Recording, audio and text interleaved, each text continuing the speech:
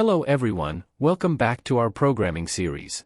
In today, we're going to solve SkillRack Daily Challenge. That is, TV serial name. The program begins by including the standard input-output library.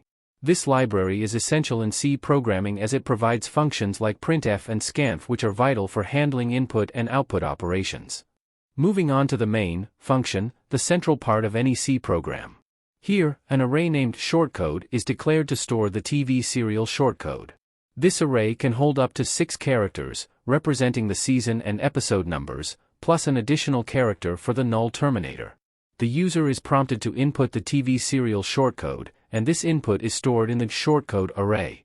Subsequently, the program extracts the season and episode numbers from the entered shortcode. It does this by interpreting the characters at specific positions within the shortcode array.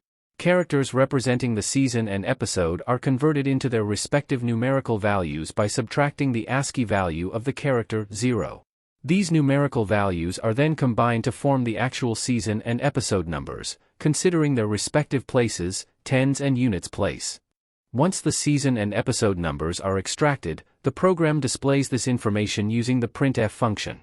It showcases the season and episode numbers in a readable format, season X, episode Y, where X represents the season number and Y represents the episode number.